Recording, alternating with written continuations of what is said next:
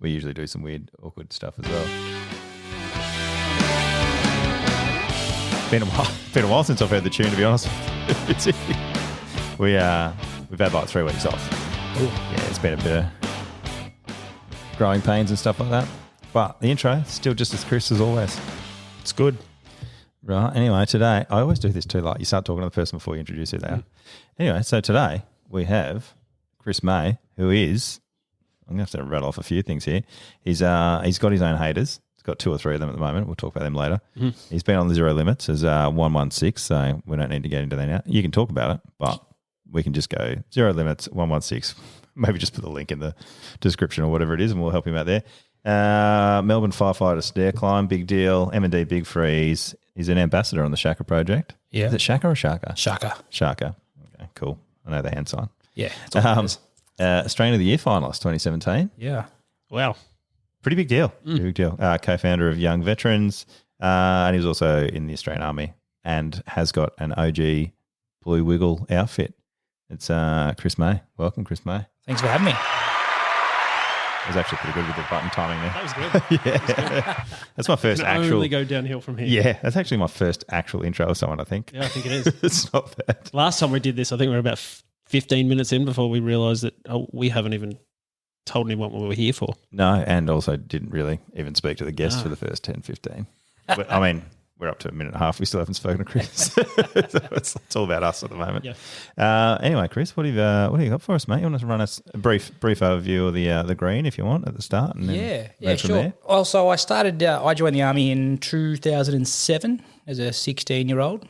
I originally joined as an apprentice. Oh, right. And Gotcha. that was how I got through that. Yeah. 16, wow. Yeah, so I joined that's not World War 1 and 2. How did you get away with that this time? Lied about my age. No, I joined as an apprentice, the apprenticeship scheme to be a fitter armament in Ramey, and pretty much got mum and dad to sign the paperwork, all that sort of stuff. And at 16 and 9 months, I was off to Kapooka. And when I got there, the sergeant in charge of the group pretty much he goes, hey, just so you know, there's no more apprentices going in. You're going to your second preference, which was Armoured Corps, which my brother was already in, and he was in Iraq. And I said, that's cool. I said, but I'm not 18 and I can't be in a combat corps. And that was my first intro to the Army, because he said, shut up, dickhead. We'll tell you what you can and can't do. And I just went, I don't know. So I ended up, doing my training in the Corps. That's going to be an investigation now. Yeah. I'm just thinking of my Army days and going, well, holy crap, 16. I wasn't ready when I was 18, let alone, that. I was wild. I joined then and I pretty much did my training at the School of Armour, and I had my license to drive an ASLAV, 13.5 tonne of steel, before I had my L's signed off. So at work I could go for a drive with the vehicle, and then after work I was like, hey man, do you want to... Could you only drive that on the base, though? I could drive it on the base and outfield, but I had my full armoured licence to go wherever I needed to before I had my L's signed off. And I got to Brisbane as my first posting at the 2nd 14th Light Horse, and I had to go do my P's exams. I was going to say, who was taking you for your driving lessons? Who was sorting you out? Just the boys? Yeah. Oh, yeah. wow. I was the DD. I was the DD to go into Seymour. So like the guys are like, we're going to the pub, and I was like, yeah, You're driving. And you're driving, and I was like, okay. So, and I guarantee you, none of them knew the rules. I'll guarantee the other person also has to be sober. Yeah. No, they did not know the rules. But yeah, it was. I did that, and I went to Brisbane as my first posting to 2nd 14th Light Horse. And then did a stint there up to Townsville to B Squadron, 3rd 4th Cavalry. So how old were you in Brizzy? Like when you got your actual posting, you were still under 18. Yeah, I turned 18 at my first posting. So were there at least like you can't get deployed? Yeah. So when I got to Brizzy, I was essentially told, hey, there's a trip coming up for, I think at the time it was RTF 4 and then OBG 4, so one to Iraq, one to Afghanistan. Your name's not on either list. And I was like, yeah, okay, it is what it is, sort of thing. Then I turned 18. My brother had just come home from Iraq and was kind of resetting. And then they came out and they're like, hey, next trip's coming up. It's C Squadron that's deploying. And I thought, yeah, I'm a chance here, like, because everyone was cycling through, so everyone was getting burnt out. And my brother and I both got put on the list. And then I got taken off the list because they needed his skill set as a gunner and not my skill set as a driver, because there were plenty of drivers. So I ended up missing out, and he went overseas to Afghanistan. And then they came out a bit while after and said, hey, here's a whole bunch of spots in Townsville that are not filled. We need to fill them. Any volunteers? And I thought, yeah, I'll take that opportunity and go up there and forge my own destiny. Mostly because while I was in Brizzy, I was my nickname was Shadow. I was shadowing my brother, and I was like, I'm going to go for How much older was your brother? He's 8 years older than me. Okay. Yeah. So he'd done his apprenticeship as a plumber, didn't know what he wanted to do after that, and he just joined the army and he really enjoyed it. We come from a family of 4-wheel drivers, so he when he asked me what I was going to do, I said I'm going to join the army and do this wicked job where you get to drive an 8-wheel armoured vehicle around and shoot stuff, and then he ended up doing it and get deployed to Iraq and Afghanistan before I did. So. But he had an interesting set of trips for him. But, yeah, I went to Townsville and started my own little destiny up there, which was wicked. Kind of the beginning of all the big stories that happened. Well, when you were leaving, was it sort of bittersweet though? Like you enjoyed hanging out with your bro? Or was it like high school where you're like, nah, I'm sick of getting bullied? Yeah, it was a bit of both. Like it would have been cool to have done more time at Brizzy with my brother, because it was... Being deployed together would have been sick. Being deployed would have been sick. Yeah, it would have been awesome. But I think the CO had that bit of trepidation, like, seen Saving Private Ryan too many times or some shit like that. So I just, took it as it kind of came out. It was an interesting learning curve, having family in the Defence Force as well, especially in the same corps and in the same squadron as the same unit. It's pretty tight. We're a smaller corps compared to infantry. But when they asked the opportunity to go to Townsville, I thought, here's a chance here to forge my own name, my own destiny, and just reset and start and pick up, hopefully get a trip overseas, because they're never going to send 2 units from the same area. So we had something similar in aviation where husbands and wives couldn't fly together. Yep. Especially if you had kids. So I think they sort of let it go until you had kids, and then once you had kids, they were like, nah, you can't lose both parents at once. Kind of makes sense too. But I have seen that really cool footage of those husband and wife Apache crew that were over in the Middle East somewhere from like mid-2000s. That was sick. Yeah. It's like, good shooting, honey. That was pretty cool. So they had like on family days, they got special waivers that they were allowed to do it. Yeah, okay. But like it's a whole risk assessment. Oh, yeah, and all sorts of stuff. But I suppose it comes down to like leadership too. Like imagine being the guy who has to write a letter to 2 parents or the parents and be like, both of your sons. I could imagine that back in World War I and World War II would have been pretty bad, obviously, but imagine that happening in the modern time when the fatality rates and casualty rates are a lot lower.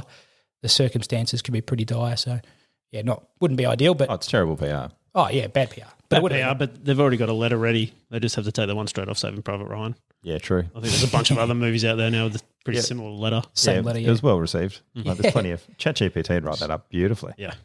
And you can just keep hitting enter and it'll give you a new one, so it looks like it's personalised. Yeah. Cool. Run me through Australian of the Year finalist. Yeah. Self-nominated? Yeah, no, I don't think it works like that. Oh, does it? No. So obviously Scott and I, we've both been in the military together.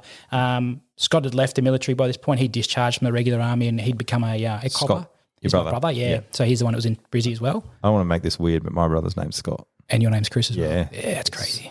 It's weird. Do you have 2 older brothers above that as well? Nah. Oh, okay, I've got 2 more. I've also got the red rat sticker on my car. Yeah. We got the same thing. Yeah.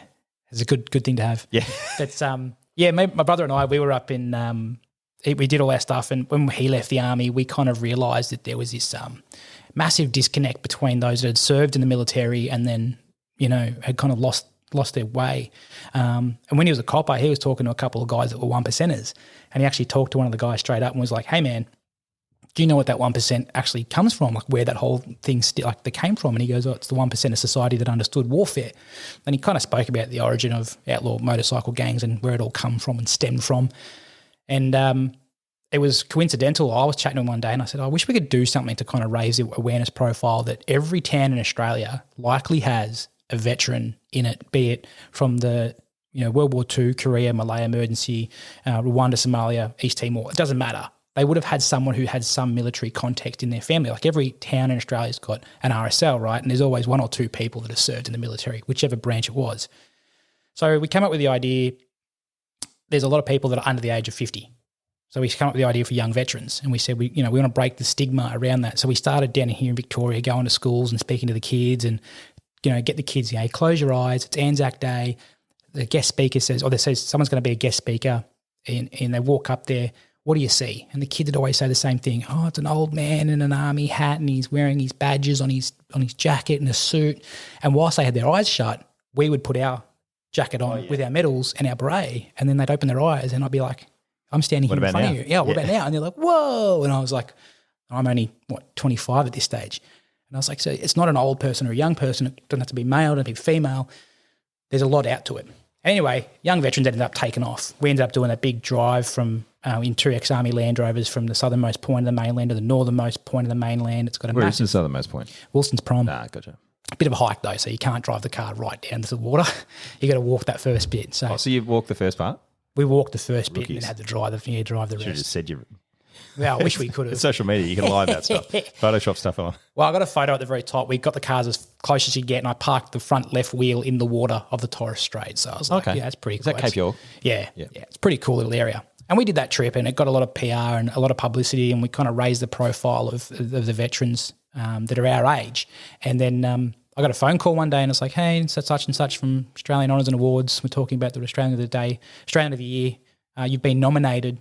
Do you accept the nomination? And it was alongside Scott. So it was we were the finalists in the 2017 Australian of the Year Victoria in the local hero category as being two brothers that had kind of raised the profile of veterans in Australia and Victoria. And we were up against some really amazing candidates that come across there. And It's a huge honour. oh, it was pretty mind-blowing actually. Who won your year? Vicky Jelly won it, and she is from the southwest of Victoria, and she ended up winning Australian of the Year Local Hero. So she ended up going to the national one, and she won that one in that category. So it's kind of good to lose to her, but she's an absolute lass. Like she went out there, and she essentially her husband got really crook, and she ended up raising like over $1 million herself and getting all these support services put in down southwest Victoria that a lot of people can access now because of her efforts. So it was very her award and accolade was completely justified, and she's an absolute legend of a woman. But, you know, just to be recognised as someone who, you know, to be put up on that prop of Australian of the Year in that same category as some of those people was pretty humbling. I always find the same every year when they do the Australian of the Year awards, and they have usually there's a celebrity type person that wins the Australian of the Year, and I always think, how did that person win? When you hear all the other stories, all these amazing people, and they're sort of getting Australian of the Year in this category, whatever it is. Yeah. And the things that they've done, you go, wow, what am I doing with my life? But the actual Australian of the Year, a lot of the time I'm like, well, yeah, it's just got a followership. It's a bit like that, but you know, and I don't want to take anything away from those because there's some amazing stories out there. But yeah, huge honour to even be nominated for something like that. Yeah, the first person I've ever heard of that's even sort of come close, and it's pretty amazing stuff that you've been doing. Yeah, and it was very nice to be recognised in that field, and just to sit in Government House in Melbourne and amongst those candidates, and just to be recognised there was really, really cool. And you know, that kind of I did that, kind of went there, got the certificate sort of thing, and I was like, yeah, thanks, and just went on my merry way and kept doing what I was doing, you know. There was no reason to change what I was doing. It wasn't about getting famous or accolades or whatever. It was just about, hey, yeah, cool, thanks, you know. Go out there, someone out there still struggling, might as well go keep trying to help them. So, you know, and that's kind of evolved over the years. You know, I obviously did it all for veterans initially, and then having my brother and both myself get out and go to emergency services, you know, we're seeing a very big disparity in that as well.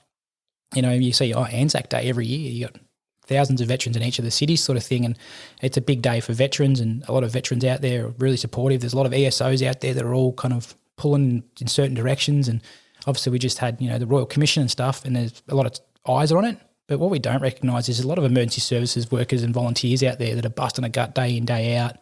And, you know, I kind of am now supporting more emergency services people because they do amazing jobs as well, and they often go without the recognition and accolades that our defence do. And not to compare, you know, comparing cheese and chalk really, but the thing I find funny is like with all the ESOs, like ex-service organisations, you've got there's over 3,500 of them for like defence. Yep. And there's probably 3 for actual first responders and stuff. Like it's crazy that it's so far off. And there's so many people out there too, like having been involved with the Firefighter Stair Climb and the 000 Foundation, and actually being someone who's had people come to me through social media and be like, hey man, I'm struggling, who do I go to? And then I steer them in the direction of that you know, into 000 Foundation, and then get messages back later saying, hey, that was unreal, the support I got was amazing, thank you so much. That's what, you know, helping people out, that's what we do, right? So for me, I kind of really I don't like kind of love people coming to me with their problems sort of thing, because you end up taking a bit of yourself, but I love later on when they come back and they're like, hey man, I'm good, thanks so much for your help, I just needed a circuit breaker that kind of helped me get back on track. And I'm like, cool, that's what it's all about, sort of thing. So I think that's one problem you have when you become that person that everyone goes to for advice or help or whatever it is. Like you take all that on board. Oh, and especially if you start doing like if hundreds of people start going, hey mate, I'm really struggling. I'm doing this. I'm doing that. I think I was talking to Jared, and Jared's a comedian, but they hit him up. Yeah. And they're like, hey mate, your post the other day was really funny. It was like just what kept me alive for the day or whatever. He's like, it's a burden. Yeah. And that's where I ended up with young veterans. And obviously Scott and I started Young Veterans together, but it got to the point where Scott was getting a lot of phone calls and messages, and so was I. And I was still in the army at this point, right? I was working at Puckapunyal, getting phone calls of people that were dealing with like suicidal ideation.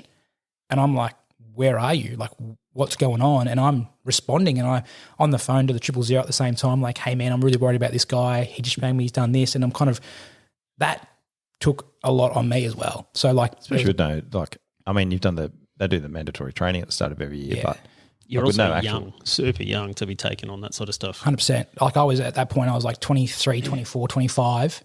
And I had people like I had an old VE Commodore, and mate, I broke some land speed records trying to get to some people's houses. Hey, like I remember one specific one. I obviously won't go into the details, but I ended up probably doing like $1.80 the whole way down to this bloke's house and stopped him just in time. Yeah, allegedly. Well, the speedometer's broken. It was an old Commodore. No one believes an old Commodore was all one of I'm pretty sure it's actually legal anyway when you were trying to stop suicide or something. Well, I got there and I actually rang the police, and I ended up getting there at the same time as the coppers. And I said, obviously he's really not in a great mindset. Can I go speak to him first? And if I can get him, I want him to go willingly with me or you, as opposed to like, the other way, which wouldn't have been great for his family circumstances. I remember going into this bloke and I had a chat with him, and we ended up just getting in the car and we ended up. So they let you go in? Yeah, because I pretty much explained what I'd done, and I'd obviously done the assist training as well. So I'd done the applied suicide intervention skills training with Army, and I'd been to quite a few of them by now.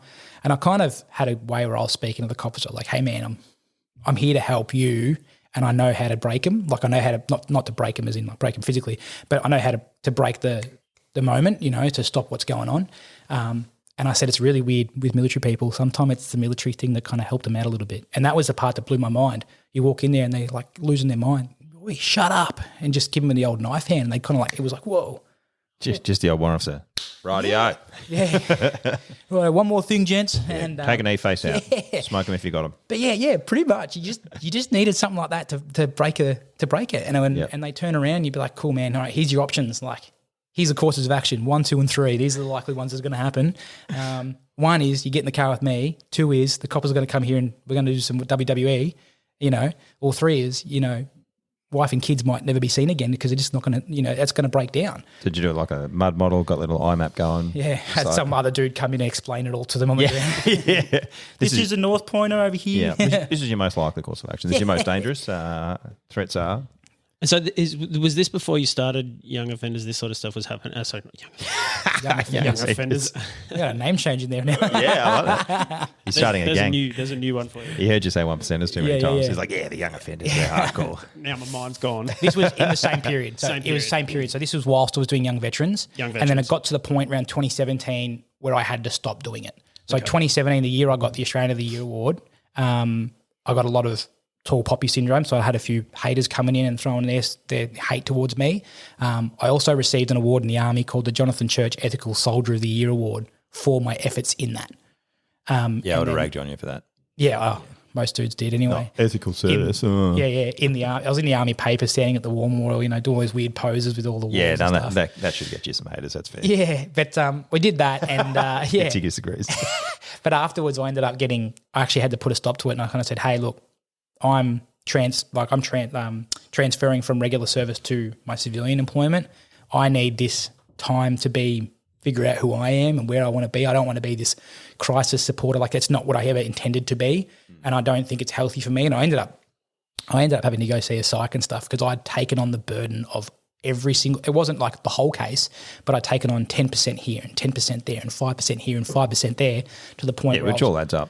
It all adds and I'm up. sure there's certain ones that will stick with you that 100%. Yeah. Like there were ones that it was too late, it was too far, was whatever the case may be, and you kind of felt guilty about not being able to get there in time or help sort of thing. And, you know, that I had to go see my own professional help from that. And that's when I kind of, my brother moved to, you know, Scott moved up to Queensland and I left the army. So I wanted to reset myself and establish my civilian life.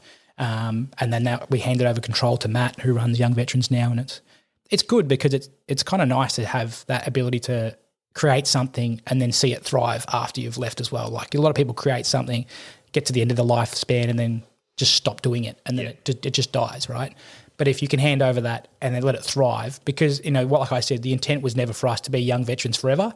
We wanted to be young veterans that grew old to be older veterans, you know. Until you ran your own pokies venue. Yeah. Sick. Cash money. Yeah. But yeah, we wanted to be the ones that would transfer into that, right? And then we ended up handing over control. And I'm 35 now. I'm 35 this year. But that's, you know, it's been really interesting to see how it's progressed. And it's still Australia-wide. And there's groups in Broome, Far North Queensland, New South Wales. It's really cool to see that. That's all something that we started. And like for me, like, you know, with my work now, sometimes I'll be sitting in the back of the fire truck on my phone, glance up at the traffic next to me and see a young veteran sticker on the back of the car. And you're like, that's cool.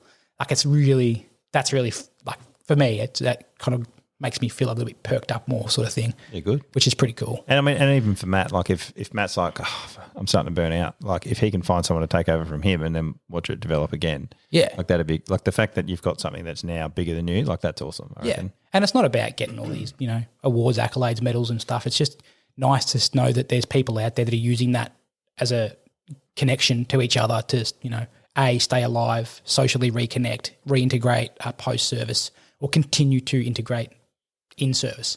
It's really cool to see. And I love that. I love that it's really, you know, kind of thriving. Though I still get people that, you know, laying hate at me through Instagram and all that sort of stuff as well anyway. I can't understand any hate from this, but I know that Chris was going to get into that shortly. But I'm going to take that quick break to I'm thirsty. Oh, savvy. I've never had it, so I'm going to have you're going to get him as well? Yeah, I'm going to have crack as well. We usually like to go with like, I try and get him on like a real awkward moment. You know, like if somene's like, I was going to go before Instead when of like you're ba-dumps, it's like, yeah.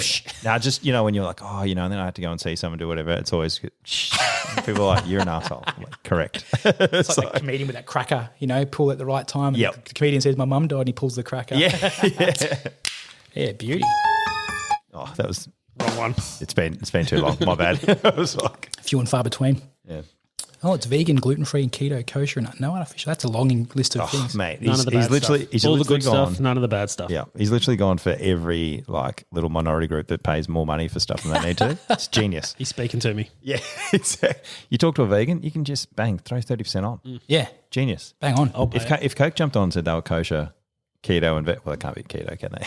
But if they jumped on and they said all those things, people would be like, "Oh, Coke's good for you. Get around it." If I have one of these, does that count as my That's your good deed. Your good deed for the day. Is it really? Yep, all of it. Yeah, it actually saves a life. Yeah, every can you crack. Better focus. How do you get money off Savvy? How do I get money? No, how do people get money off Savvy? They get 17% off if you use code Imposter. Oh, good little plug. Well done. Yep. It's passion fruit. It's a flavour. I couldn't put my tongue on which the flavour was. Passion fruit is a flavour. I now notice that it's on the front. It's funny because it's like the colour goes from like yellow to whatever, and you're like, what colour is that? Yeah, it's because purple. It's more mangoey, but the colour is mangoey. Love it though. Didn't mind that one. Yeah, get around it. All right. It's funny. It's like I was a mad monster man, and it's like you have it, and within 3 minutes you're like, yeah, let's go, and then about 17 minutes later I was like, oh my god, I got to go to bed. Like, I got banned from energy drinks overseas. So my first year overseas, I was on MRTF 2. We did a long drive to Kandahar. It was like a 20-hour patrol, like just constant with the Afghan National Army. Huge convoy. Like the photos are ridiculous. And when we drove down there, we had Rippets. I remember Rippets. The Americans had them. They're really big. They're like little half cans. Oh. And it's like syrup, aren't they? Well, like this is the thing. They were like strong. They're like Red Bull syrup type thing. But then there were these other cans you could buy overseas in Afghanistan that were Red Bulls, all written in Thai. I can't read Thai, I can't speak Thai, but it was a gold Red Bull can with the two bulls with the wings on them, right? And I was like, oh yeah, this is pretty crazy. And I had one of those, and I tell you what, I could see sounds. I was humming. I was like a poo out of The Simpsons when he was a hummingbird running around the Quickie Mart type thing. Beep. Anyway, you're like, oh, I'm in Germany. This is interesting. Yeah. We stopped at this base called Frontenac, before we went to Kandahar. So we did a daytime patrol so we could, the people could see the Taliban and all that sort of stuff. We got to Frontenac, which is this big American base just outside of Kandahar. And they wouldn't let us go in during daylight because obviously there's a risk of rockets and stuff and whatever. And it was like right on dusk. We bailed in. It was like a rocket run, but it was like cartoon wacky races, man, because the Afghans didn't have access to our computer systems, so they were just going their own way. We were following the car in front, and it was cars like crossing through the streets. And I remember we were at one point, and all of a sudden the ARV, the Armoured Recovery Vehicle, which was supposed to be behind us, just right across the front of us in like this T intersection. Anyway, we got to the Frontenac, this base, and I had about 8 or 9 energy can drinks across the bushy, across the windscreen. And I remember getting out and walking over to the back of the ambulance, and our squadron sergeant major was in the back of the ambulance, and he goes, I stuck my head in, and I went, "G'day, sir, how you going?" Blah, blah, blah, like a million miles a minute. And he just kind of looked at me with his eyes, like pulled his book down, looked over the top of his book and was like, "Who?" And he sticks his head out of the top of the vehicle and he goes, "Who owns Maisie?" And then Germ goes, "I do." And he goes, "He's banned from energy drinks." And I was like, yeah, probably a good call too. So, yeah, just stuck with coffee after that. Yeah. It wasn't an energy drink technically, but yeah, energy drinks. I was some of the overseas coffees are pretty intense. Yeah, the green beans Moac, mother of all coffees, was ridiculous. I love that you're like, I just went with coffees after that, and he's like, I got the Moac. Yeah. It's like, here's the Moac. It's like 18 shots in a giant cup, and you're like, this is so American, it's ridiculous. Then you get to Kandahar and they've got Tim Hortons, which is like Canada's contribution to the coffee effort in Afghanistan. Oh, they're like Starbucks for Canada? Or? Yes, but it's like really good though. They do like little Canadian donuts and a coffee. Yeah. Yeah, we walked in there like, "Oh, you guys British?" And I was like, "Are you American?" And like, yeah, good point. It was it's good. It's funny when people get like Kiwis and Aussies mixed up. Like for us, it's like, mate, it's so far off each other. Yeah. But then admittedly we get South Africans and Kiwis mixed up as well if they've been in Australia. But at least they're closer. Like, yeah, that's true. That makes sense. You get them mixed up. Yeah. It's good. I love working overseas with all the different nations. It was really fun. I used to make fun of the Dutch a lot. On our first trip, we had the Dutch there, and those dudes are just, they don't even wear courtesy shorts over their tights, man. You see things over there you didn't want to see. That was even in combat related. It was just too much junk in your face sort of thing. Yeah. Is that what you were going to therapy for? Yeah. Most of the time? Yeah. Too many people in tights running around. Wasn't attracted to my wife anymore. It was like, it got weird. I don't know. I don't want to talk about it. No, there's a really good song that one of the, who was it? Fred Smith came over, one of the artists, and he wrote a song called Niet Schwaffen off the Dixie, which is the Dutch sign they used to have on the porta potties, right?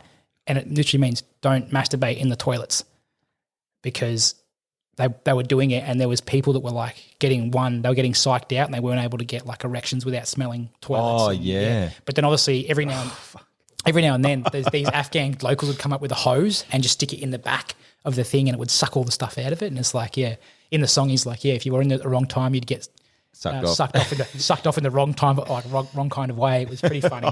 Yeah. But he wrote a song about it, the signs he used to see, because the Dutch were just a different bunch of people, hey? But good times, though. Yeah. Great times. You kind of miss some of the times overseas, though. Yeah. There's plenty of stuff that's like funny now that was like really crap at the time. Like there's so many times when like the jokes that you have now is you talking about shit times. I think I actually had this conversation the other day with someone via Instagram. Army people, military people in general, love bonding over shared horrible times. I think people call that trauma bonding now. Well, but it's not even trauma. Like you can't sit there and be like, the RSM. You can't compare traumas, mate. We've talked about this. Yeah, the RSM said you had the non-tech weapons at 4:00 on a Friday, and you're like, yeah, well, it's probably because you didn't non-tech them or clean them right in the first place. But they complain about it so much now that when they leave the military, that's all they can do is whinge. And you're like, nah, remember the good times you had? Like, turn that time you were at Tully getting rained on and you were... But it was poets. If the RSM's doing it 4:00 Friday, something's gone wrong. I'm not happy with that. No, like, I don't think anyone was happy with it. I remember we used to, like, at 9:00, you'd start the rumour that it was an EKO. And you'd be like, you go, oh, hey, Sarge, did you hear the boss was saying we're doing an EKO or something because we've got to do this thing on Monday or whatever? And you're like, yeah, plant the seed. I love that. Like, the old PT challenge on Friday. I was the king of that. It's great. Then you go past the boss, like, oh, Sarge was saying something about we're knocking off early, sir. Is that a good thing? You guys are all right, and then you just keep going, and you just drop it as you walk past like a higher up's office. Okay, we're knocking off early. The CO said such and such. I used to tell that to the trainees. So I used to be an instructor after I got wounded. I used to be an instructor at ADFA, And so my job there was to teach leadership and military skills. And I used to have all these young officer cadets and midshipmen walk up and they'd be like, hey, Corporal, just, what are your tips? What makes a good officer? And I always used to plant the seed well and truly before they got their rank. It was like early knockoffs. You want to win the heart of your men? Let them go home. Like they will froth that. They love going home and spending time with their mates and their families. If you're going to make them go field for 4 weeks in a row, give them an EKO every Friday, and they will bend over backwards to make sure you look after them. So it's early days. You try to plant that seed well before they got the rank. But that was also just to try and help out with the efforts. Have we with your just going back to your messages that you used to get? Yeah. Have you identified the mystery hater? I've got. You reckon there's more than one? I reckon there's more than one. Yeah. I've done some little. Are they mates? Do you reckon? Oh, that's a good. I like that. I haven't thought about it or considered that they know each other, but there is probably if they had a big link analysis chart, probably could link them together with a string somewhere. But I think there's 2 to 3. I know there's one. He's probably listening if you're out there. Hey, mate, how you going? Should we call him Bob or? Yeah. What, have you given him a name? No, I haven't. I don't. And welcome to the podcast. Yeah. Thanks for listening. Don't give us a bad review, you jerk. Because we've got our own dude who gave us a 1 star. Oh. Yeah, it's on Apple, so it's narrowed down. Oh, we don't like Apple people anyway, so that's fair enough. Yeah. I'm just going to put my iPhone down. Put my iPhone down here under the table then. After they gave us a 1 star, we're off them. So. Yeah, fair enough. Well, I think it's one dude. Maybe 2 or 3, I'm not sure, but there is definitely one. He uses the same jargon. He uses the same acronyms. He's not a great speller, which is... Yeah, get into him. What else is he? Else is he crappy? Sounds like me. Yeah. I can't wait. I can't wait till we get the same hater. And he goes, oh, you guys had him on, you dogs. Wouldn't that be unreal if I was sitting down but it was one of you guys? Yeah. I'm actually in the podcast with one of you. That'd be crazy. Yeah. I'm not saying it is one of you. I'm not actually accusing anyone here. But I was going to try and work out how I could pretend that was a thing that I'd organised. He's a special guest. Yeah. It's like, after all this time, I got him. I finally had to start. Cold music starts playing, the shattering glass. Like, oh, crap, he's here. Actually, that would have been funny if we could get him on. If you're out there, mate, give us a yell. Yeah. We'll see if we can. What's your beef? What's your beef? Yeah. Yeah. We don't want you, actually. You're a dickhead. Yeah. Oh. But Fitzy's off you, but we get slide into my DMs, mate. I have a chat. Yeah. Find out what's going on. Yeah. But I get a few people like that, and it's normally around the whole charitable thing. So, I've raised a bit of money over the years for different charities. I've done stuff for the Royal Flying Doctor Service, Lifeline, Black Dog Institute, the Firefighter Stair Climb, which supports Lifeline and the Peter MacCallum Cancer Foundation. And there's this weird belief that I get the money, despite me having the payment portals and everything is done through a third party, which is all directly, and they get a charitable donation, tax receipt, everything like that. They seem to think that I get a cut of whatever. Oh, you get a percentage of what's right. But okay. It's not a commission thing. You don't raise money on commissions, right? But yeah, with the last one, I know you don't. I've done a few different events now.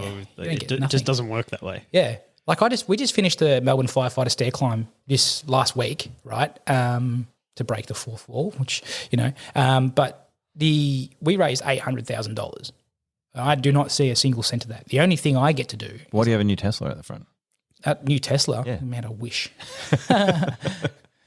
That gold-plated G-Wagon you're telling me about. How'd you get that? With the cucaracha horn, yeah. But yeah, it's interesting because I think we get the money out of it. But the only thing I do is because I raise a lot of money, I often get asked to go to the event to hand the check over. Yeah, with the big check, the big novelty check, right? And you speak to Erin Molan on TV and stuff. Yeah, but that's because her dad was senator and ex-military. Big Jimmy. Yeah, but that you get on, you got to be out there, right? And often people try and bring us back down, and it's that, what do they call it? The crab syndrome. When the crab tries and crawls out of the bucket, the other crabs will grab that crab to pull it back down. Do they? Yeah, it's actually they call it crab mentality. Okay. So if you put a bunch of crabs in a bucket and then they'll try and climb on top of each other, and then when one gets out or he's on the verge of escaping, the other crabs will grab it to try and get the free ride out, but will often pull it back in. Oh, that's what their idea is. Yeah, so there's this weird, it's a psychological thing called crab mentality. That's smart from the crabs. It's not really. Let someone else do all the work and then jump on. Yeah, jump on and ride the wave. We've given this person too much airtime in my book already. Do you have, no time for it. like with Maddie, Jared reckons he's got ISIS haters as well. Do you have any ISIS haters? No death threats or anything? No, actually I don't. No offense. I did actually have someone who was being chased by the Taliban in Afghanistan reach out via Instagram and be like, hey, I need your help. Can you please get me in touch with someone? And then it turns out there's a photo on Instagram of me when I was wounded, and there's the guy that's holding the IV bag. And he's like, that was my uncle. The Taliban executed him last week. And I'm like, holy shit, like, is this real, legit? Yeah, whatever? that's my issue. It's heavy, isn't it? And But that's then- the thing, you don't know if it's legit or... Well, then I'm getting photos of like his life. Like, you know, when you get the thing on Instagram, it's like accept request. And I was like, nah. And I hit accept and I opened it up and I was just like, far out. Is this real or not? And then I passed on his details to like the government people that deal with it, and, you know, hopefully they're sorting it out. But yeah, I haven't had any, you know, haha, we got you type things after I got wounded sort of thing. So yeah. Even though despite that, when I got wounded and I was given morphine, I was like taunting them. I was like, yeah, you didn't get me, a bastard. Eat shit. Okay, you should have live streamed it. Yeah. So you did get your trip. So you went. So earlier on, you said you went up to Townsville to forge your own sort of career path. Yep. It's 30 minutes ago, Fitzy. That was a while ago. Yeah, but I've just done a Ross Noble and jumped back to where we originally were. So you did. Did you go just once or a few times, or where'd you go? So I did two tours. So I did my first one with the Mentoring and Reconstruction Task Force 2, which was 1RAR. They were the battle group in 2009. And then I did my second one 2 years later with the Mentoring Task Force 3, which was with the 2nd Battalion, and we deployed as part of their battle group. On my second one, I was wounded in a bomb blast when the vehicle that I was commanding, the Bushmaster, hit an IED, and then I was medically returned back home to Australia with a traumatic brain injury and spinal injuries as well. Did you stop in Germany? No, I didn't get it. Didn't get the gig to Germany. No, so I spent 5 weeks in Kandahar, being treated by an American neurosurgeon. Pretty cool. His name was Dr. Octavian. How cool is that? Like, it was very cool. Doc Ock from Spider-Man. Yeah, he didn't look anything like him though. And you didn't get any like cool. Didn't have the claws. No, it was That's such disappointing, a but cool. I know. You were right? so close to being Oh, so cool. So close. So close to being a Marvel superhero. Yeah. And I saw him for 5 weeks, and they pretty much went, "Nah, your cognitive reaction time is so low, we can't put you back into active duty." So I got returned back to Australia medically, and then I got posted from Townsville down to the Federation Guard in Canberra, and then did drill for 2 years. So you're quicker now, or do they just by default put you in fireys? Yeah, that's how I got. Yeah, that's how I got the job. Yeah. Me smart, me spell good. Yeah. No, I did a bunch of series of tests. So I actually did a whole bunch of trauma-based therapy with Phoenix, Australia, at Melbourne University, and did a lot of rehab. I had to learn I had a stutter, so I had to learn to do speech therapy to get rid of my stutter. So every now and then when I'm really flustered or angry or upset, I get a stutter back because it's just a trauma reaction. But I did that. I was in the gym. The only good thing about the Fed Guard was we were using SLRs and we were doing drills, so it's a lot of hand-eye coordination and shit like that. And obviously Fed Guard, from after lunch till knock off, it's sport, gym, get fit, look good, because you're the representatives for the ADF. So I was doing a lot of sport. We ran to a bunch of them up at the Veteran Games. Yeah. And they were saying they do study and stuff as well. It's good. Yeah, he was on. So the CSM of or the GSM, the Guard Sergeant Major, he was actually overseas with me on my second tour with 2RAR. Okay. So he's the current Sergeant Major there, and he had a team at the Veteran Games. So yeah, he was a cool dude. Yeah, Damien Timms, wicked dude. And so he gave me a coin, and then I spoke to old mate who actually does Savvy. He's not all over the army stuff. And then some dude, I said, old mate gave me a coin. He's like, oh, that's cool. I'm like, yeah. I said, like, you do like a drug dealer handshake where you rock up. You're like, oh, yeah. Yeah, I said, they'll even like hold their hand out so you know what's happening. And you're like, oh, yeah, cool. But that way not everybody else knows that because there's only a limited amount of coins. You don't want to just give them to everyone. And then so he's done it to Mark, the Savvy guy, and he's like showed him the hand. And then Mark sort of looked confused. I'm like, mate, we literally had this conversation 5 minutes before this happened. And he's like shown him, and he's like, oh, that's weird. And then he sort of didn't really do anything to react. And then so he's held his hand out further so he can see the coin. And Mark's like, hey, and just comes in for a hug, just opens both his arms. He's like, oh, we're hugging. Excellent. We're hugging. He just grabs him. He's just got to slide the pocket into his back pocket or something with a coin. Here you go. And then he ran over and he goes, oh, that thing happened. I was like, what do you mean? And he's like, yeah, the coin thing. He goes, yeah, I don't know what happened. We literally just spoke about it. Like we had that conversation. He walked off and it happened. Yeah. I was like, Mark, come on, mate, you're better than that. He hadn't had a Savvy that day, obviously. But he, and he was like, "Oh, I hugged him." I was like, "What do you mean you hugged him?" He's like, "Well, he held his arm out, as in showing the coin thing." He's like, "Yeah." And then I don't know, I just wigged out and I just hugged him. I'm like, "Well, that made it weird." Awkward interaction, yeah. So just still get a coin. He goes, "Yeah." He just handed it to me and he said, "I'm giving you a coin." Yeah. Just to make it clear. Make it very clear. Yeah. Yeah. But that was that was a wicked little posting though. Like FedGuard, I was pretty like I did a lot of my rehab and stuff. And when I was getting better, I actually got picked up to go to France. So I was the catafalque party commander in France for the 2013 Dawn service, that was sick. You're like Forrest Gump, man. You're like appear and do everything. Yeah, I just felt like running. Yeah. So many things you're talking about. I'm like, oh man, I would kill to be there. France was wicked. Yeah. Like I put that at second on my list. Whereabouts in France? Villers-Bretonneux. Oh, so at the Australian War Memorial in Villers-Bretonneux, 2013 Dawn service. Fitzy's about to flip a table. Well, yeah. So cool. Slow marching down there, right? And we kind of mounted the catafalque party up where they go, and you're standing amongst 25,000 names on the wall that haven't been found that are still in the battlefields of France, right? And like there's people from Parliament in France, there's people from Australia in Parliament, there's all these dignitaries there, and your voice is the one that they hear because you're, calling the shot sort of thing. But the really cool part of that was when we finished the dawn service, the sun had come up. And when the dawn had occurred, we did the about turn to march off. And as we were about to march off, like there was like this foggy haze rolling across the battlefields of France, and you could see all of the swords of sacrifice that mark each of the Commonwealth war graves kind of poking their heads through, and you could see the feet fall and all this really wicked stuff. And that was when I did the about turn, my heart just sank because, you're wearing the rising sun and you're wearing the uniform that our forebears were there in. And it was just, that was probably one of the wickedest experience I've ever had, just representing Australia in France. And then we backed that up with doing 3 more catafalque parties that day, one at the Digger Memorial and one at Menin Gate in Ypres in Belgium, which was how we finished our day. Yeah, because Belgium was pretty close to Villers-Bretonneux. Yeah, it's only so a couple of hours or something. A couple of hours. You get the bus up there and then we finish at Menin Gate and you get pretty much you do the closing ceremony. They do like a nighttime ceremony there. We did that. And then there's a pub just right next to the Menin Gate where we kind of threw our weapons into the box, got it locked up. They got put on a car. We went straight to the pub. And then you just pretty much like rock star celebrities. Belgians hate a beer, don't they?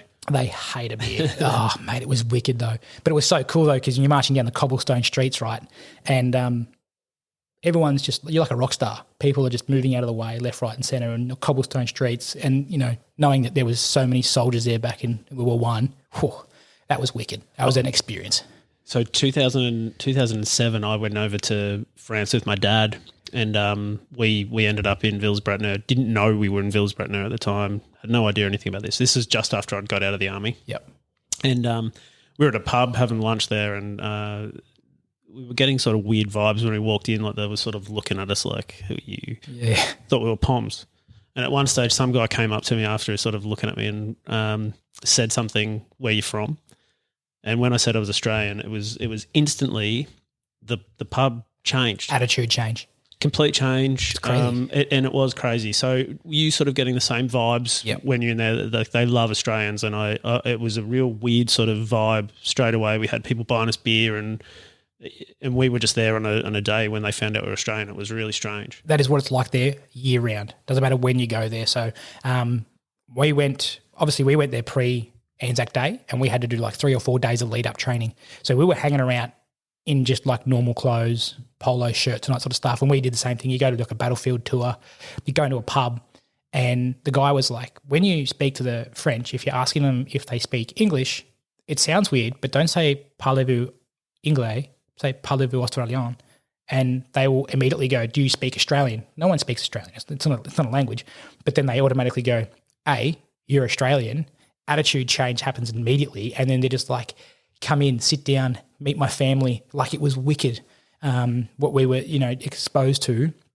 And they would tell stories. My great-grandfather was here. He fought. He was saved by an Australian. He ended up helping the Australians build the Victoria School, which is on Melbourne Street. Like it's just mind-blowing when you're there and realising that like 100 years ago, the second battle of Villers-Bretonneux took place on the anniversary of Anzac Day. Like there were dudes that were veterans of Anzac in there capturing the town on the anniversary of Anzac Day. going in there, and they captured Villers-Bretonneux. And the town said, have you been to the primary school when you went there? No. The primary school there is called Victoria School, and it's on Rue de Melbourne. You go into the school hall, and it's got these really beautiful handcrafted arches that go over above your head, but there's like a leadbeater possum, a platypus, a koala. Oh, wow. Like Australian animals handcrafted in the timberwork, right? And then outside in French, above the school's like wall, says, "Never forget Australia." And they sing. I've got chills right now. It's so cool, man. And you go and you get to the point where it's they do their assembly each week. They sing the French national anthem, the Marseillaise, and then they sing Advance Australia Fair. They sing the second verse of Advance Australia Fair. And schools here don't do that. Well, I don't know it. Yeah, no. Beneath our radiant Southern Cross, we'll toy with hearts and hands. Like they start singing that, and you're like, "Oh, snap! Holy crap! Yeah, are you Australians?" Wow, but that is so cool, and they will welcome you with open arms. And it's like that mostly along the Western Front, where the first through the fifth AIF served. You'll find that is a very common trend. But Villers-Bretonneux is the place that is very special to the French and the Australian relationships. Is really, really, really. It's great to be exposed to. Yeah, I loved it when I was there. It was really good. But like I said, I was there representing Australia in a uniform, which was pretty cool. Yeah, huge. Massive honour. Can we go back to, you said you were blown up in a Bushmaster? Yep. Can we talk about that? Sure Yeah. Do you remember that? Do you remember what happened that day? Yeah, so I remember that day mostly in a lead up, and a lot of the stuff I remember now is from the trauma-based therapy that I've done. So there was a big kind of in The Simpsons when Homer blacks out, it's like scene missing. It was kind of like that for me. There was a moment prior to, and then there was like a trigger point, and then there was a blackout, and then I remember certain points. But after doing a lot of the trauma-based therapy, I actually got a lot more of that time back. So there's only a small part that I don't remember. But essentially what would happen was we were roughly about 60 kilometres north of Taron Cout, and we were doing a job. So we were based out of Fob Mirrorwise. So there's little forward operating bases, right? And we had a sealed road from Taron Cout to Mirrorwise, which was great because it was high-speed route in and out, compared to 2 years ago where it was nothing. From there, we were kind of travelling north in the desert. So we were kind of doing this kind of almost like Bedouin-type living. We would go out, we'd drive, we'd stop, we'd prop security out, and it was just finding the next link up. We got to this spot, we were building an Afghan police checkpoint. So we were building a little base for their police. And it was like the third day we were there. We just had one of the engineers had his birthday the night before, his 21st birthday. So we were like in this dugout. So young. Oh, yeah, it was ridiculous. We're digging this little dig out and we're making like wraps. And they said, "Hey, we've got a job tomorrow. We're going to head up north. We're going to pick up a young girl that's suspected of suffering from like bronchitis or some sort of lung disease. We're going to take the female engagement team, which was 3 women. We had a sergeant medic. We had an able seaman photographer, and I can't remember, I think it was another army sergeant as well that were our female engagement team, and a translator, obviously because men couldn't speak to women. So the next day, sun comes up, getting all ready. I was a lead vehicle, so I had engineers in my car. So I had 4 engineers plus a dog handler and the dog. So I had Macca and PJ, and we went off and we started heading north on this road. And obviously with us, we don't try and travel on roads, we try and travel in the desert, but we had some Afghan police and Afghan army with us in tow, and their vehicles weren't as capable as our vehicles when it comes to cross-country sort of stuff. So we go travel on this road. We found one IED. It was pretty, textbook location. Got out, the engineers went out, they found it. We blew it in place, kept going, kept doing that most of the day. Got to about midday, and it was about 12:30, and we got to this. If there was like a dummy's guide to IED laying, there would be the picture of this spot, right? Like it's perfect. There's this big road that goes down, massive ditch. It's probably 10 metres deep and with steep embankments into it, right?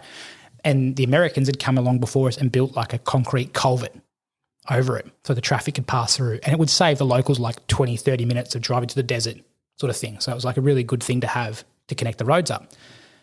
So we get out. I said to the engineers, I was like, "Hey, what do you reckon?" And he goes, "Can we go around it? Like, can we bypass it 600 metres to the west, and then we'll box around it, and it'll take us a while, but we'll go that way because this would have an IED later in it. If I was a Taliban, this is where I'd put it." Okay, fair enough. So I jumped on the radio and I was like, "Hey," so I crossed to my boss. I was like, hey, this is what's going on. Suggest we bypass it around to the west, about 600 metres. But I didn't realise that I hadn't said that on the troop net. I said it on the company net. So the OC was listening in, so the major, and he was like, hey, as per orders given not 12 hours ago, you got to open the road for the local nationals. And that's not our job, right? We're not there to open up roads and stuff. We're there to get our packet where it needs to be safely. So Jonesy was in the front, was like, this is crap. You know, that typical, what do you do? Like, I can't argue with the boss, but also this is textbook. Like, this is ridiculous. And then my boss come across on the troop radio and he's like, just take your time. Do what you got to do. Like, it's fine. So the engineers got out and it took them probably an hour and a half, like 90 plus minutes to get to the culvert. So they searched down, 19-year-old fellas walking with a metal detector sweeping in front of their feet. And they walk where they're like heel to toe, sweep, heel to toe. So they can never leave a spot unchecked.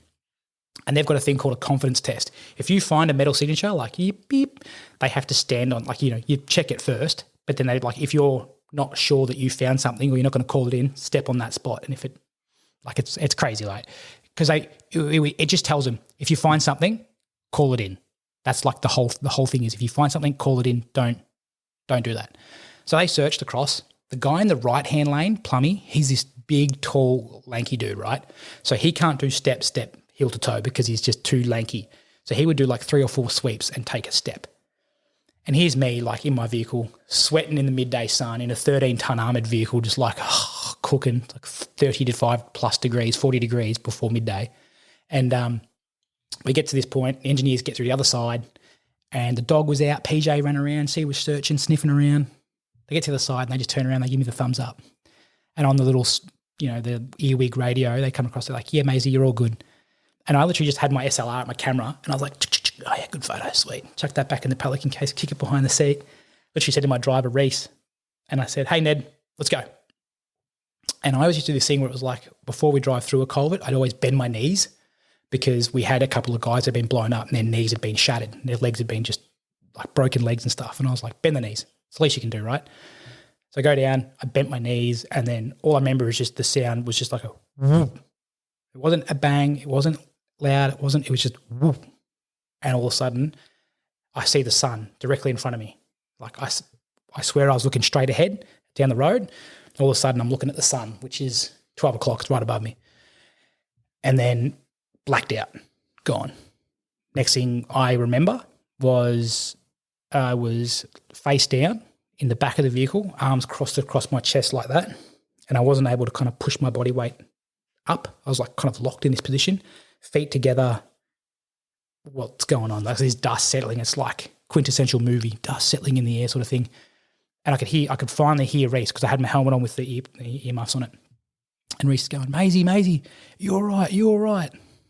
And then I was like, I'll do a quick check, top to bottom. Top, I can think, I'm alive. My eyes, yep, they open. Went down, I tried to push up. I couldn't push up properly, but I knew that I could, that was moving. So there was something going on there, right?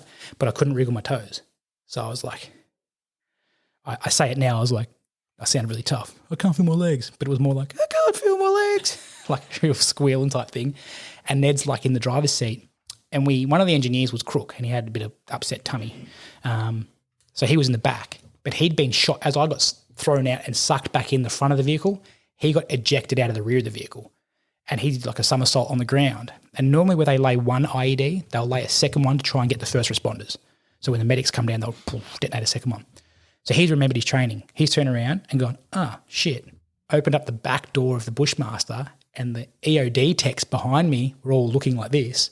And they just see my lifeless body laying in the back of the vehicle. And so they've just immediately thrown red smoke, which means to everyone that there's a casualty, get all the things happening, get the medical in the air, get security in place, all that sort of stuff. So just like no duff. Yeah, it was like, this is like, and obviously when the vehicle hits the IED, all the circuit breakers, the radios go off. So you don't have any comms. You can't be like, I'm okay. It's like there's no one responding from that vehicle. They threw red smoke, gets a bird in the air, gets an AME, like turning and burning, waiting for the mist part of the Kazabak so they can get the bird in the air and get the medics on the way. Anyway, I remember being in the back of the vehicle. I remember hearing some noises. I blacked out for a bit again. I woke up as they were putting a C-spine collar on me around my neck, and the EOD tech, Blue, who's a chief petty officer in the Navy, he was smoking rollies, and he's like, could have been out for like a week or 2 weeks or something like that. His fingers stunk. They were like smelling salts. It's funny what you can remember, but like... Yeah, it was all I remember is Port Royal too, like Port Royal tobacco on his fingers as a rollie, and his hands stunk, but it was like a smelling salt. It just kind of came to, and I was like, oh, dog, is that you? And he's like, yeah, mate. I was like, what the fuck happened? He goes, oh, you just got blown up, mate. I'm like, oh. No biggie. Yeah, in my head sick. I was like, oh, fuck. Like I didn't know what to think at the time. Anyway, I got taken out of the vehicle. I got stretchered back up to where the AME was going to come in. And the female sergeant medic we had, Bernie, she came across and she's morphed me up, given me a bit of stuff for the pain. She's trying to get me to move my legs. I can't move my legs. I'm freaking out. Can't kick my toes. And I was having like the weirdest thoughts in my head. Once the morphine set in, that like rush came through, and I was like I was Mr. Confident. I was like yelling and screaming. And there's a really good photo of my mate Jeff Casson, and he's standing above me on the radio trying to call in my my Kazovac.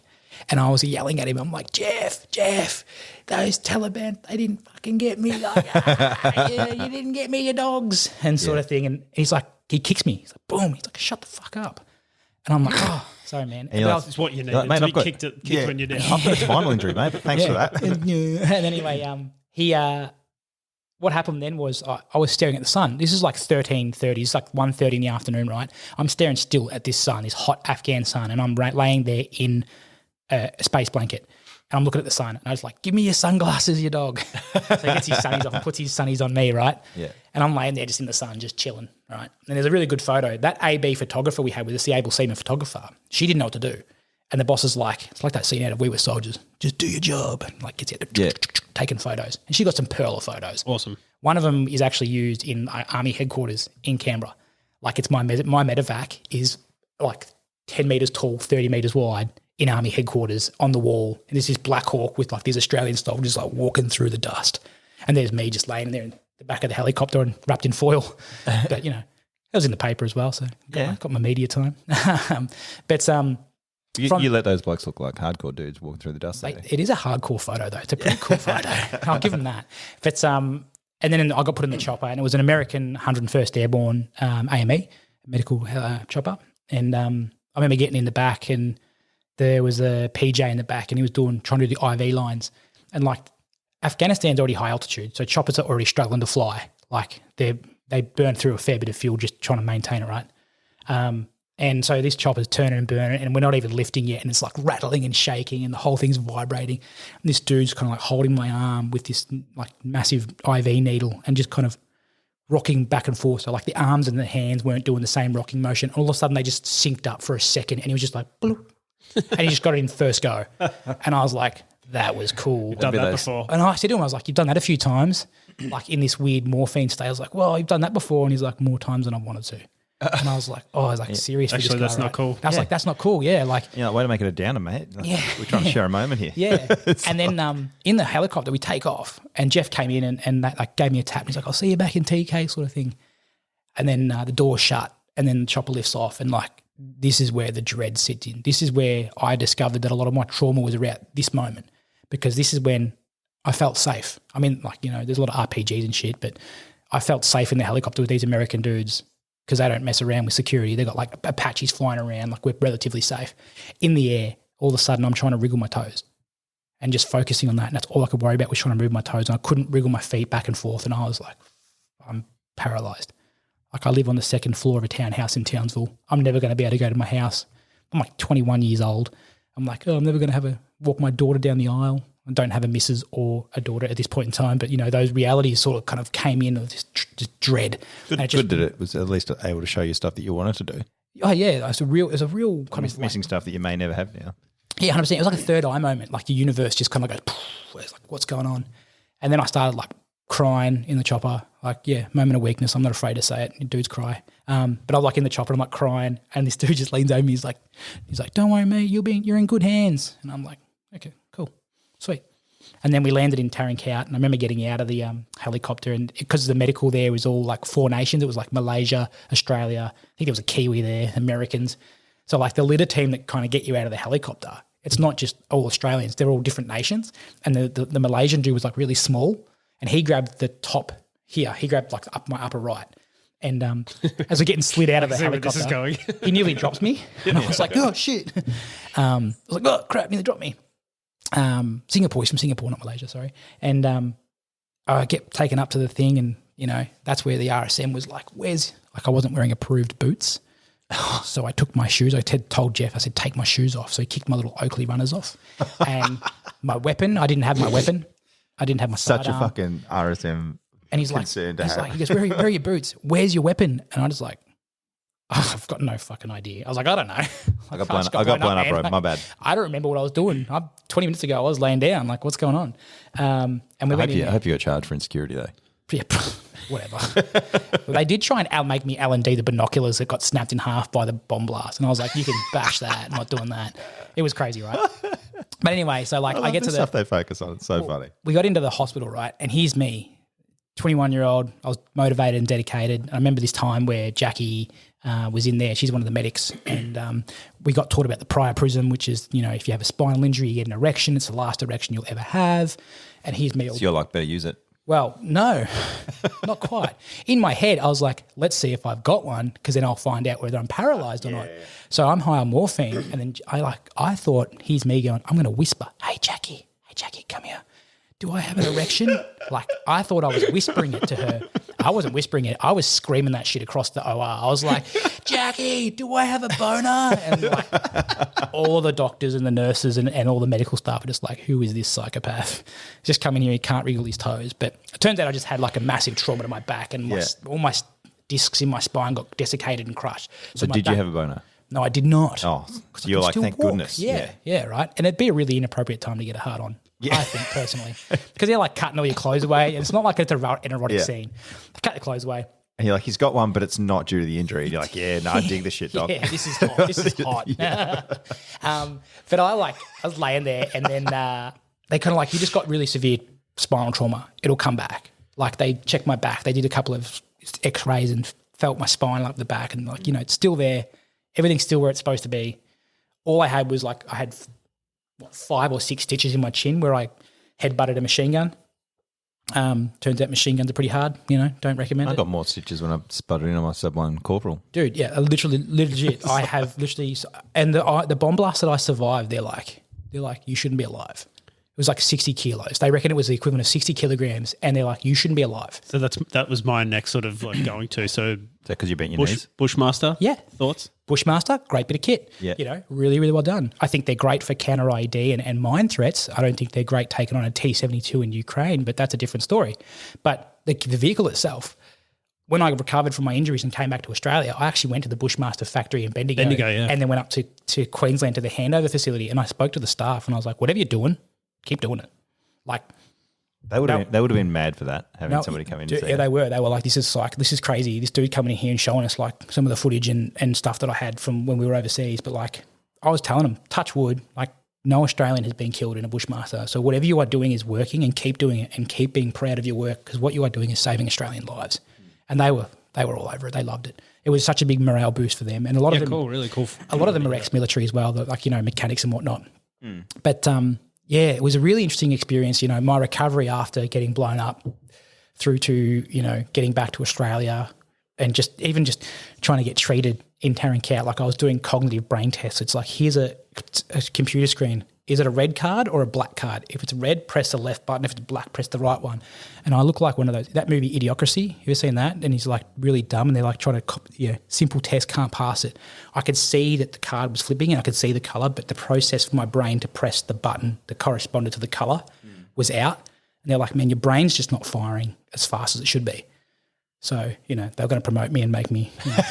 So they said, RSMA? Yeah, pretty much. Straight to the top. So, I couldn't actually get put back on combat duties because of the fact that I couldn't react, you know, which is fair enough. But it was also such a. How long was that afterwards, though? Also, the first, I was a week in Tarankat. So, luckily for me, the boys came back in from their patrol, and they actually got a chance to come in and see me, which was good. But then when they went back to the base that we were staying out, they just got a phone call one day. They're like, yeah, Maisie's not coming back. He's going to Kandahar and then going home. Yeah, I think seeing you before you left though would have been a massive thing for him. Yeah, but it still sucked not being able to. No, obviously. Like you don't want your last. Being blown up's pretty shit too. Well, yeah. I mean, I get that you didn't get to finish your tour. But, Yeah. but being blown up's pretty untidy. One of the big things I spoke about with the psychs afterwards was like, a lot of guys come home, but there was your last job, like your last mission. Yeah. And it was like, even if it wasn't, it was a nursery patrol where you went out for a 3K walk and showed the new guys what not to do, what the local guy is, whoever. That was still your last job. My last job in my head and in my own psyche, I was like, my last job was a failure. Like I got blown up. And then the psychs Was were it though? Did they get to that girl? And they pick her did. up? So they did end up doing the mission. The mission that we set out to do was completed, not by me, but by the rest of the You cleared the minefield. Yeah. Well, and we're keeping a tally, right? So the whole battle group, we all had, I think it was 8 engineer cars, 2 per company, 2 engineer cars. I think we were the 7th one. We had a tally. All the engineers put money into this pool, and it was like, whoever's the last to get blown up gets it for the piss up back in Australia. Yeah. Like, diggers love doing what diggers do, which is play some bets on shit. Yeah. And so they're like, whoever gets blown up last gets the money. I think we were second last. Oh, that's a failure. And I've got a notebook at home which I found finally. One of the boys sent it back, and they sent me in the book it was all the IEDs that I'd found. I'd kept track of them all, and I think we'd found something like 100 or something. I think it was like close to 100. Yeah. Over, I think it was like 6.5, 7 months, and I think we'd found like close to 100. And I was like, technically, we still found this one. We just destroyed a vehicle in the process. I can't help but be just angry. There's one person I'm angry at here, and it's the you said your mic was going back to the wrong place and told you what your mission is. Yeah.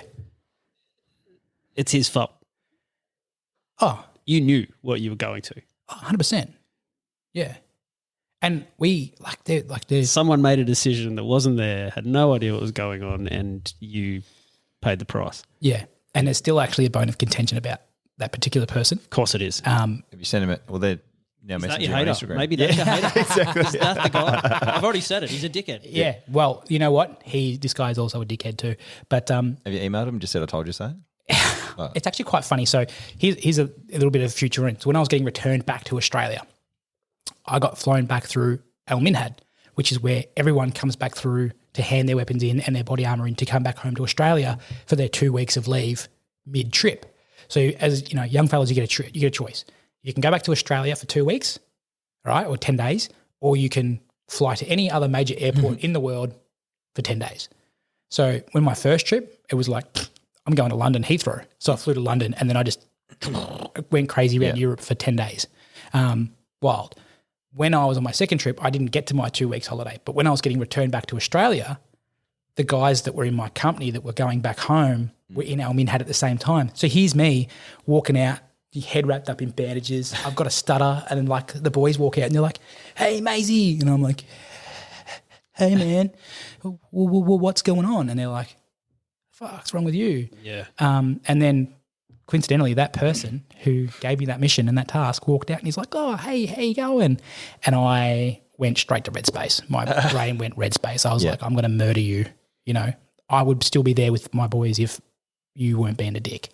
I love the way it's still not, I wouldn't have been blown up. It's like, I'd still be with the boys. Like it's such an AJ mentality. I couldn't give a crap about getting blown up. I'm like, I survived that. Like, what's the worst that could happen after that, right? Yeah. But I would have still been there able to do my job with the boys. Which you were doing and someone's overruled you. Yeah, really. Yeah. And Jonesy, and this is the weird part to this day, right? To this day, on 23rd of September, every year, I get a message from the engineers that I was with that are like, "Hey, man, I'm sorry." It's been happening for a decade. For a decade, I get messages from engineers. I'm like, "It's cool, bro. Like, I'm fine. Like, I'm back. I've got a full-time job. I've got a wife. I've got a little kid. Like, and you've done some amazing things since. And and that's karmically, like, the world is back to being good, right? It's fine. Do not stress about me. Like, I love you and I'm always going to be there for you, sort of thing. But just please don't let this be the thing that's going to eat away at you for the rest of your life, So you've showed a lot of resilience. You've gone from that, you've come back, and then you've been sent off to a new work location. Yeah. And how long's that sort of space between when you've come back and to when you've gone down? Where did you say it was? Where you were? I went to Canberra. So when I got there, I got flown back home. They're like, "There's no neurosurgeons in Townsville." Yep. The only one there, he's retiring. So you got to choose Sydney or Canberra. And I was like, I got Canberra. Cool. You like fireworks and yep. Yeah. Yep. And What else is in Canberra, fellas? never been to Fish Week. I Hanging don't know what out, you're on about. hanging out in Fishwick, yeah. Right. So how long was that? Sorry. So I was pretty much wounded in September, and by December I was in Canberra, and then I reported for duty in January for my first day of work. So I was back to work in January. Okay. And I know you're probably not going to say this, but I'm guessing you're a bit of a big deal. Not really. No. As far as like the soldiers, I know that what it would have been like for me, that if one of my mates got blown up, like or something like that, like I would be always looking at that person, trying to make sure they're all right. Just knowing that they're okay, and to me they'd be the biggest deal ever. You know, that they're like my hero. Yeah. When you got down to Canberra, I'm guessing that you've got a lot of the guys there that are talking to you that probably you didn't really need to introduce yourself. People are coming up to you and talking to you and wanting to know who you are and stuff. And so, no? Exact opposite. Really? I rocked up to work my first day. They're like, who the fuck are you and why are you here? And I was like, hey. Yeah, like, can you even march, bro? Yeah, they're like, what good's a guy who's on a shit? I'm like, Yeah. you got to know drill shit. So I actually rocked up there. They didn't know I was coming. So I had to be like, okay, this is bullshit. Yep. Like, what's going on here? Anyway, sorted that out a little bit. And they're like, why are you down here? Like, they couldn't, there was the army paperwork hadn't caught up to the rest of the world. Right. Sorry, that makes sense. Yeah. The paperwork wasn't there yet. So, like for me, there wasn't even a posting order for me to get to Canberra. I rocked up there. Right. It did not exist. Yep. So I get down there. I introduce myself to the then GSM, like Sergeant Major, on the first day. I'm like, hey, sir, this is me. I'm here. I'm not going anywhere. He was like, whatever, bro. Don't care. I've got Australia Day parade to deal with. You're no good to me. You're on a shit. I can't deal with you right now. And then coincidentally, the 2IC of the guard at the time was he's Australian, but he went across and joined the Scots Guards. And he did time in Afghanistan and Iraq with the Scots Guards. And then he came back to Australia and he's a captain and stuff like that. So when he was over there, he was a private Lance Corporal, comes across here, goes to RMC, blitzes it, gets through. He's a captain now, hanging out at the Fed Guard in Canberra, doing his masters in something sick. And he's got his bearskin hat sitting on the thing, like as a kind of like I know what I'm talking about when it comes to drill. Yeah. And like if there's going to be someone they're going to send to a Fed Guard, it's a guy that used to be one of the Queen's Guards, right? So I know he takes me under his wing and he's like, don't worry, dude, I'll sort it. I'll look after you.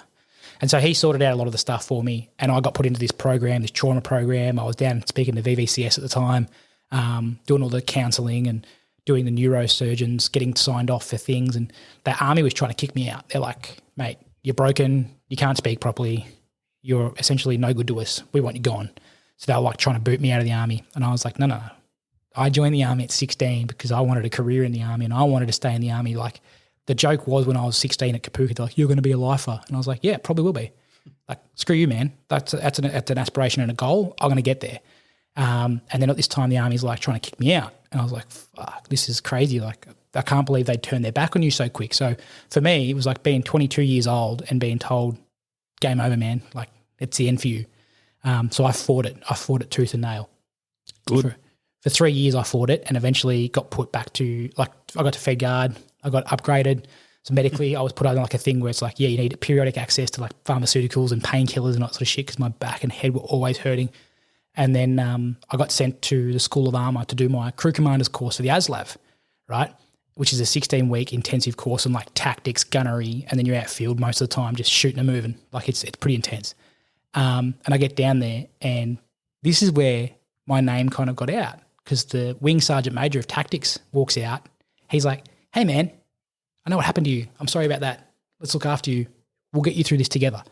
He's like, have you been back in a platform since you got blown up? And I was like, thank Christ there's someone good.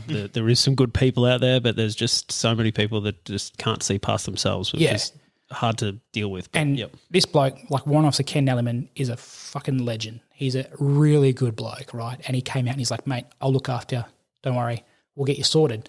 All of a sudden, the cavalry officer instructor, so the COI, comes out and his name's Captain Simbeljevic, right? He comes out. This dude had been blown up as well. And he like walks up. He got blown up in Iraq with, I think it was a suicide bomber, I think. And he comes out, right? So he's like, hey, dude, what's going on? I know how you're feeling. You're probably feeling a bit shaky about jumping back in the vehicle, but we're cavalry and you got to get back on the horse. So like, let's do it together. And I was like, this is what I need. I need some good mentors right now. And these guys mentored me through that whole 16 weeks. They're like, you're doing good. Keep up the work. You're focused. You got you're on the money sort of thing. And then it comes down to our final live fire assessments. So like you're in a patrol. So there's 3 ASLAVs.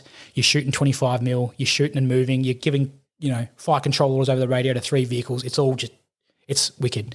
It's awesome fun. And at the end of it, we smashed every single target. Like we killed it. Our crew did an amazing job. And it wasn't just me as the crew commander, as the trainee. It was the gunner and the driver and the other 2 gunners and drivers of the other vehicles that were the crew, right? It was all up to, they were fucking jets. And we smashed it. And I had the koi in the back of my vehicle as my assessor. And at the end of it, he just goes, yeah, shut the vehicle down. He turns around, looks at me, takes his helmet off and he goes, how do you think you went? And I just looked at him dead in the eyes and I was like, I think I fucking nailed it, sir. I would never be more comfortable back in the vehicle. And he goes, that's all I wanted to hear. I love it. And, that was really amazing for me to get back in the vehicle and do that course. And then, that kind of set me up for the next few years of I got promoted and then I got put back in, I got put in an instructional role teaching officer trainees at ADFA in leadership and military skills. And that was an eye-opening experience too because, they're uni students that are doing military experience at the same time over the course of their degree that go on to become lieutenants, flying officers, and so on and so forth. And, they're commanding battleships and stuff now. So on Anzac Day in Melbourne, just gone, I was at the pub in Melbourne and one of the guys I trained had been the officer of the ship that came through Melbourne and was docked in Melbourne. And he's like, oh, what have you been up to, man? That's where the status came in. They're like, you're a legend, mate. And my wife's there with me and he's like, this guy's awesome. He trained us. He did all this cool stuff. And I'm like, mate, you just drove a fucking warship into Melbourne. Yeah. That's pretty cool. And he's like, nah, it's crap. Don't worry about that. Go to the Avalon Air Show. Some of the guys I played footy with at ADFA and stuff. And they're like, oh yeah, hey mate, I'm flying the F-35. And I was like, who are you flying the F-35? That's awesome. Yeah. And they're like, nah, how you been? I'm like, I don't care. Tell me about the F-35. I want to fly one. You know what I mean? It's good though that your hierarchy over at the school of that. There's not much better an example of someone to be able to teach a lesson and stuff than someone who's been blown up.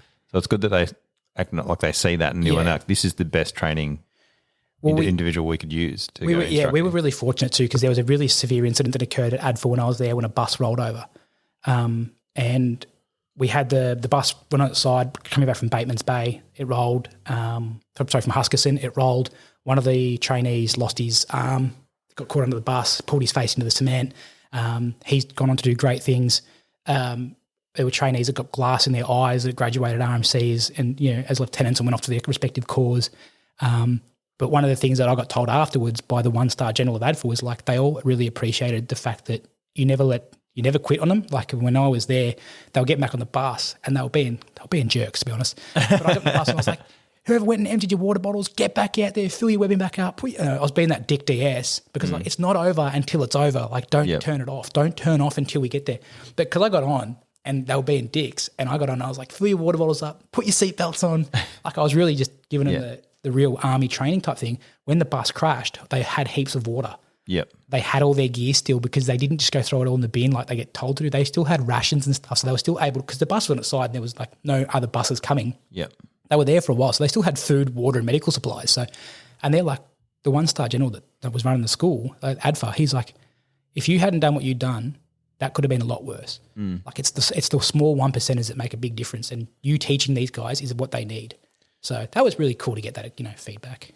Cool. That was a pretty good time though, hanging out at ADFA. So cool. We'll cut away there and we'll come back in. Just quickly, around that time, is that roughly when? So I'm just trying to figure out when you decided that you and your brother decided to start the young veterans. Yes, so that was it was after I came 2012.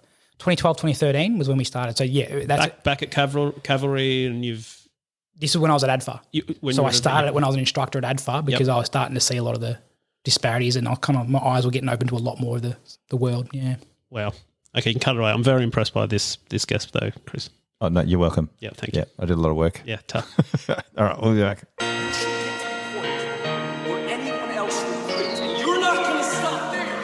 Just do it. What's the worst that's going to happen? Just do it. Simple.